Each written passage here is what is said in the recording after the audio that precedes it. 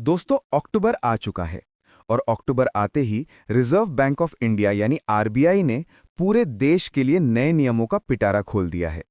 अब आप सोच रहे होंगे कि आरबीआई जब भी नियम बदलता है तो सबसे ज्यादा टेंशन किसे होती है? जवाब है आम आदमी को, क्योंकि हमारी रोजमर्रा की जिंदगी पर सीधा असर पड़ता है। चेक क्लियरेंस से लेकर ईएमआई तक और डिजिटल पेमेंट से लेकर सोने के कारोबार तक, हर जगह आरबीआई ने इस बार कुछ ना कुछ ऐसा किया है जिससे आपको फर्क जरूर पड़ेगा। सबसे पहले एक बात समझ लीजिए कि आरबीआई कोई आम बैंक नहीं है। ये हमारे देश की पूरी बैंकिंग प्रणाली का रेफरी है। आरबीआई ही तय करता है कि बैंक कैसे काम करेंगे, ब्याज दर कितनी होगी, कितना पैसा छापा जाएगा और डिजिटल ट्रांजैक्शन कितना सुरक्षित रहेगा। अब जैसे जैसे टेक्नोलॉजी बदलती है, लोगों की ज़रूरतें बदलती हैं, वैसे वैसे आरबीआई को भी अपने नियम अपडेट करने पड़ते हैं। पहले चेक का ज़माना था, लोग चेक से पैसे लेते देते थे। फिर मोबाइल बैंकिंग और यूपीआई का ज़माना आ गया, लेकिन चेक सिस्टम अभी भी चलता है, खासकर बड़े लेन देन और बुजुर्गों के लिए। अब आरबीआई ने डिसाइड किया कि चेक भी डिजिटल इंडिया की तरह फास्ट होना चाहिए।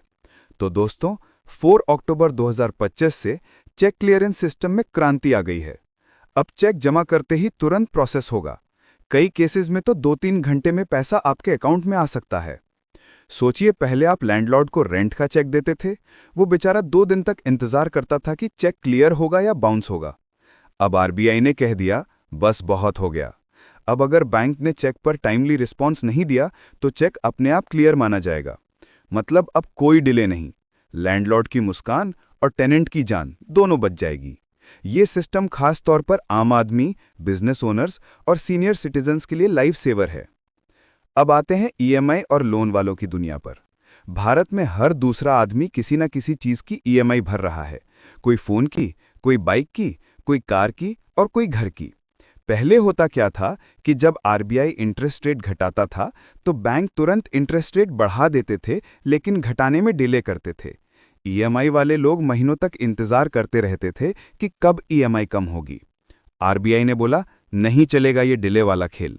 अब बैंक्स को बोरोवर्स के साथ फेयर होना पड़ेगा। नए नियम के तहत लोन स्प्रेड और नॉन क्रेडिट रिस्क कंपोनेंट को जरूरत पड़ने पर रिवाइज किया जा सकेगा। बोरोवर चाहे तो लोन को फ्लोटिंग से फिक्स्ड में कन्वर्ट कर सकता है। इसका सीधा मतलब है कि अगर आरबीआई रेट कट करता है तो उसका असर आपकी ईएमआई पर जल्दी दिखेगा। अब होम लोन वालों को बड़ी राहत मिल सकती है। एमएसएमई और छोटे व्यवसायी भी खुश होंगे, क्योंकि उनको भी लोन्स पर फायदा मिलेगा। सोचिए, आपने 40 लाख का होम लोन लिया है। पहले अगर रेट कट होता था तो ईएमआई कम होने में 2-3 महीने लग जाते थे। अब शायद अगले महीने ही आपकी ईएमआई कम हो जाए। मतलब ईएमआई वालों का स्ट्रेस थोड़ा कम होगा। अब ईएमआई वाले लोग आरबीआई की फोटो लगा के पूजा करेंगे। इंफ्रास्ट्रक्चर और रियल एस्टेट सेक्टर के लिए भी आरबीआई ने बड़ा बदलाव किया है। प्रोविजनिंग रूल्स में आरबीआई ने ढील दी है। प्रोविजनिंग का मतलब होता है कि बैंक को साइड में पैसा रखना पड़ता है, ताकि अगर लोन डूब जाए तो लॉस कवर हो सके। पहले ये प्रोविजनिंग हाई थी, जिससे बैंक लोन्स देने से डरते थे। अब आरबीआई ने बोला कि इंफ्रास्ट्रक्चर लोन्स पर प्रोविजनिंग सिर्फ 1% होगी और under construction commercial real estate projects पर 1.25%। इससे बिल्डर्स को आसानी से लोन मिलेगा, प्रोजेक्ट्स फास्ट ट्रैक होंगे और देश में हाईवेज, मेट्रो और ब्रिजेस तेजी से बन सकते हैं। आरबीआई ने एक और नया कदम उठाया है। रेगुलेटरी रिव्यू सेल बनाया है। इसका काम होगा हर 5-7 साल में पुराने रूल्स की रिव्यू करना। मतलब जो नियम आउटडेटेड है उन्हें हटा दिया जाएगा या बदल दिया जाएगा। इससे बैंकिंग सिस्टम मॉडर्न रहेगा और आम आदमी को पुराने बेकार फॉर्मेलिटी से छुटकारा मिलेगा। बैंक स्टाफ का काम भी आसान होगा। अब आरबीआई भी कह रहा है, पुरानी फाइलें हटाओ, सिस्टम क्लीन करो और स्मार्ट बनो।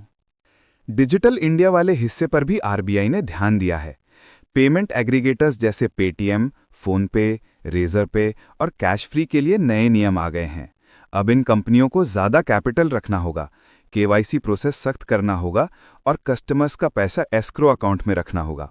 इसका मतलब ये है कि आपके ऑनलाइन पेमेंट्स और भी सुरक्षित होंगे, फ्रॉड के चांसेस कम होंगे और मर्चेंट्स को थोड़ा ज़्यादा कंप्लायंस करना होगा। सोचिए, पहले आप ऑनलाइन पेमेंट करते थे और टेंशन रहती थी कि पैसा अटक ना जाए।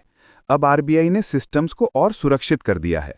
लेकिन हाँ, ओटीपी डालते डालते आपकी उंगली का एक्सरसाइज जरूर हो जाएगा। आरबीआई ने ज्वेलर्स और गोल्ड इंडस्ट्री को भी खुश कर दिया है। पहले गोल्ड मेटल लोन रीपे करने की लिमिट 180 दिन थी, अब इसे बढ़ाकर 270 दिन करने का प्रपोजल है। इसका फायदा ज्वेलरी इंडस्ट्री को मिलेगा और कस्टमर्स को भी डिजाइन्स और ऑप्शंस बढ़ जाएंगे। तो दोस्तों, ये सारे रूल्स मिलाकर आरबीआई ने अक्टूबर 2025 को बैंकिंग हिस्ट्री में यादगार बना दिया है। एक तरफ चेक सेम डे क्लियर होंगे, तो दूसरी तरफ ईएमआई जल्दी कम होगी। इंफ्रास्ट्रक्चर और रियल एस्टेट को बूस्ट मिलेगा, पेमेंट ऐप्स पर आपका पैसा ज़्यादा सुरक्षित होगा और ज्वेलर्स को लोन रीपे करने के लिए ज़्यादा टाइम मिलेगा। मतलब आरबीआई ने ऐसा ताश का पत्ता फेंका है जिसमें हर किसी को कुछ न कुछ फायदा है।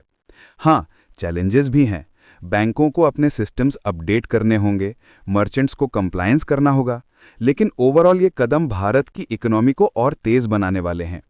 तो दोस्तों, जब अगली बार आपका चेक एक दिन में क्लियर हो जाए तो लैंडलॉर्ड को बोलना मत भूलिए, आरबीआई का शुक्रिया करो भाई।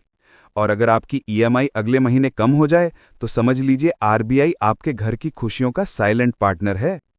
अगर ये वीडियो आपको नॉलेज और मज़ा दोनों दे गया हो तो लाइक, शेयर और सब्सक्राइब ज़रूर कर दीजिए और कमेंट में बताइए आपको आरबीआई का कौन सा रूल सबसे ज़्यादा अच्छा लगा।